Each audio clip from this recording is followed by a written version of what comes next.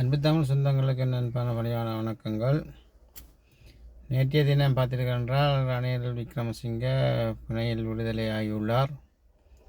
உள்நாட்டு வெளிநாட்டு அழுத்தங்கள் காரணமாகவும்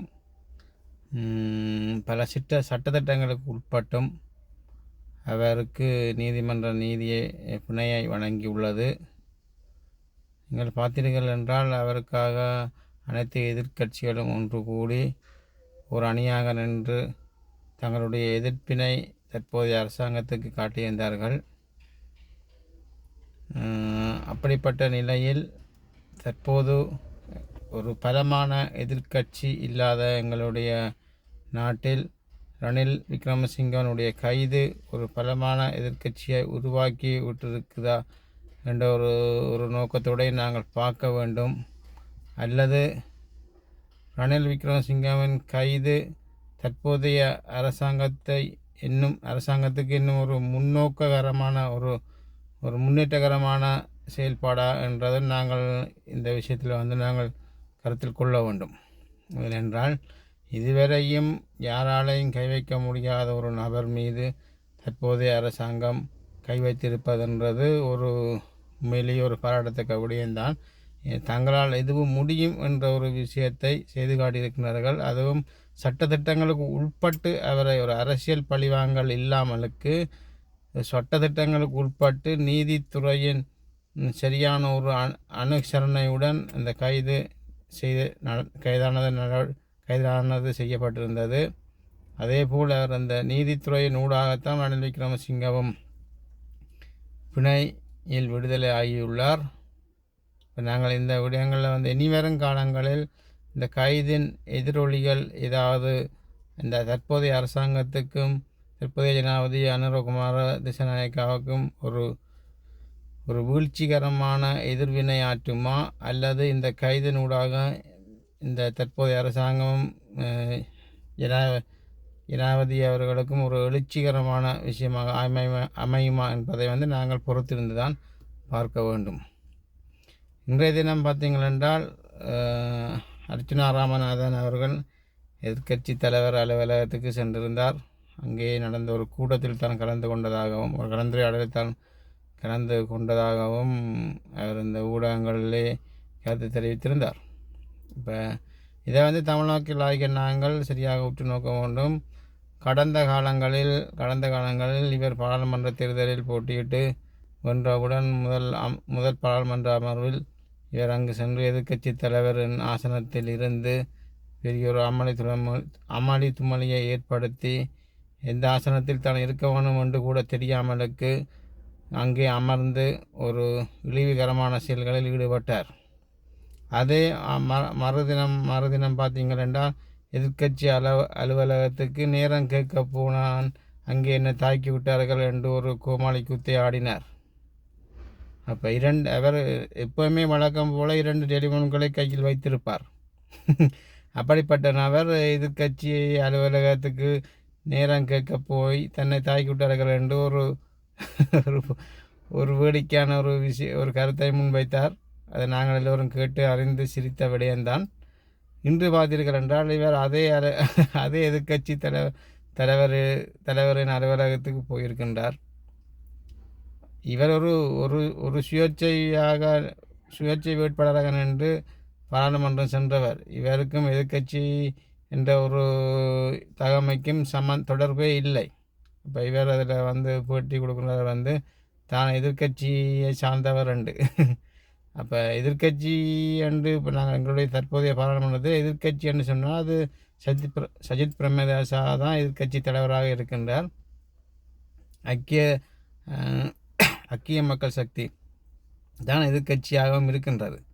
இப்போ இவர் எந்த ஒரு கட்சியும் சாராதவர், ஒரு சுயேட்சை வேட்பாளர், ஒரு சுயேட்சை பாராளுமன்ற உறுப்பினர், தான் ஒரு எதிர்க்கட்சி என சொல்லுகின்றார். அது என்னென்று எனக்கும் அது சரியாக தெரியவில்லை. ஏதாவது தெரிந்தால் நீங்கள் கமெண்டில் எனக்கு போடவும். அப்போ இவர் இப்படித்தான் ஆரம்ப காலத்தில் எப்படியான குழப்பங்களை எல்லாம் செய்தாரோ, இவர்கள் எங்கிருந்தான் வர்றார்களோ என்று தெரியவில்லை. எங்களுடைய தமிழ் மக்கள் இவர்கள் இப்படியான நபர்களைத்தான் தேடி எங்களுடைய அரசியலுக்குள் கொண்டு வரார்கள். அது ஒரு வேதனைக்குரிய விஷயமாக இருக்கின்றது. ஏனென்றால் நீங்கள் பார்த்தீங்கன்னா கடந்த காலங்களில் இவர் இந்த அரசியலுக்குள் நுழையும் போது எப்படியான ஒரு சித்து விளையாட்டுகளை எல்லாம் செய்தார். சஜித் என்றார், அனுரா என்றார், அனில் என்றார், அங்கே போனார், இங்கே போனார், அதை செய்த இந்த சொன்னார்.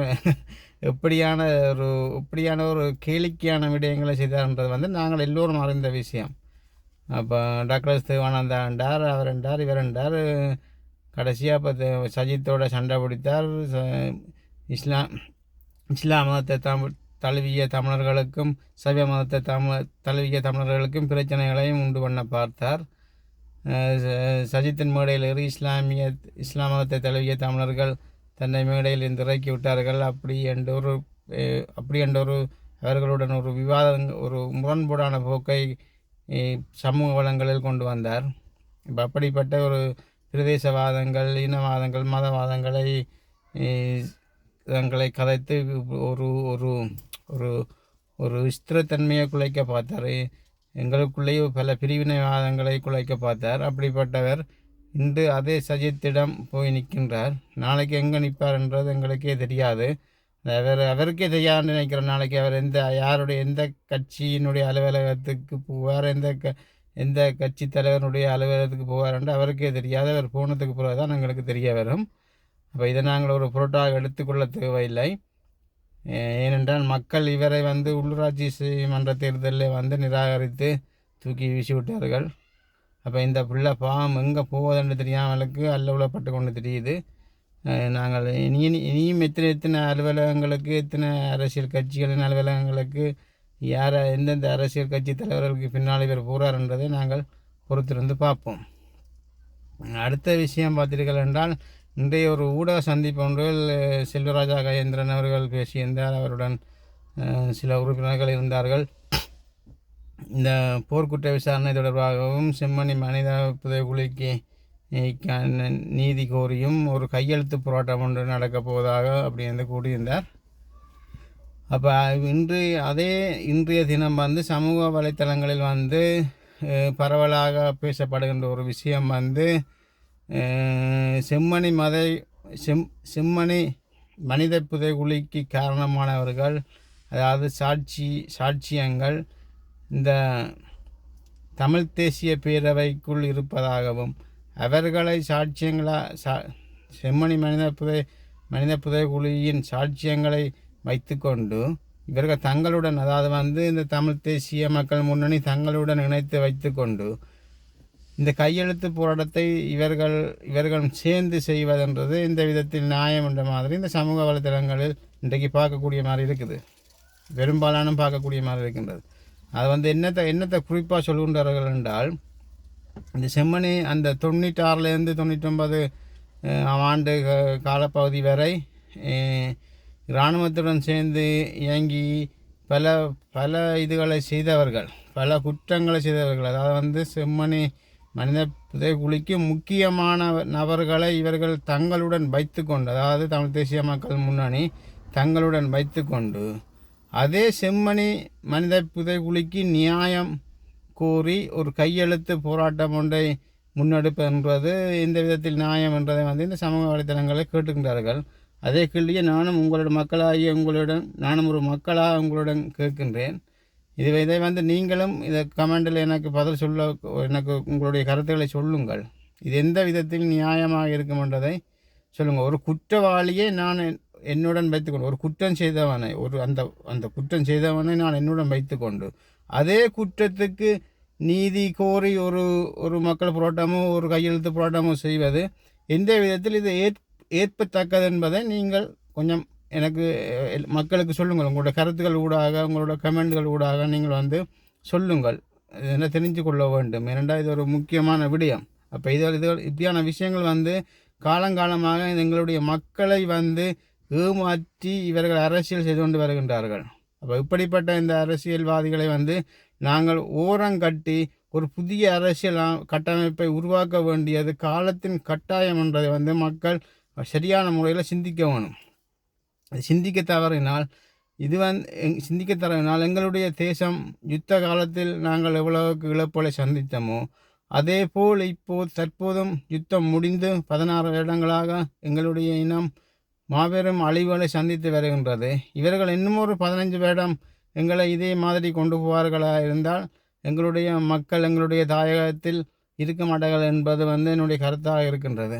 அப்போ இதற்கு ஒரு மாற்று செயலாக, ஒரு மாற்று வடிவமாக இந்த தமிழ் தேசிய மக்கள், அதாவது வந்து வாக்காளராக இருக்கும் எங்கள் பெரும்பான்மையான தமிழ் தேசிய மக்கள், ஒரு 85-90% மக்கள் வாக்காளராக இருக்கின்றார்கள். அவர்கள்தான் உண்மையான தமிழ் தேசிய மக்கள். இந்த தமிழ் தேசிய மக்கள் ஒரு அரசியல் தரப்பாக மாறி உங்களுக்கான அரசியலை நீங்கள் முன்னெடுத்து அதில் நீங்கள் வெற்றி காண்றதுக்கு முன்வர வேண்டும். உங்களுடைய உரிமைகளை பெற்றெடுப்பதற்கான ஒரு அரசியலை நீங்கள் முன்னெடுக்கிறதுக்கு நீங்கள் அனைவரும் முன்வர வேண்டும். குறிப்பாக இளைஞர்கள் முன்வர வேண்டும். இது எங்களுடைய அரசியல் இல்லை. எனக்கும் வயசாகிடுச்சு, 45 வயசு, எனக்கும் 45 வயசு. அப்போ இது எங்களுடைய அரசியல் இல்லை, இளைஞர்களுடைய அரசியல், எதிர்கால சந்ததியினுடைய அரசியல். இந்த எதிர்கால சந்ததி நீங்கள் இந்த அரசியலுக்குள் வரணும். இந்த அரசியலை உங்கள் கை பொறுப்பில் எடுக்க வேண்டும். உங்களுக்கான அரசியலை நீங்களே செய்ய வேண்டும். உங்களுடைய உரிமைகளை நீங்கள் பெற்றுக்கொள்ள வேண்டும். அதுதான் என்னுடைய தாழ்மையான வேண்டுகோள். என் அன்பு சொந்தங்கள், நீங்கள் அனைவரும் உண்மையிலேயே கருத்தில் கொண்டு இதற்கான ஒரு செயல்பாட்டுக்குள் இந்த தமிழ் தேசிய மக்கள் முன்வர வேண்டும் என்றது என்னுடைய தாழ்மையான வேண்டுகோள். நன்றி, வணக்கம்.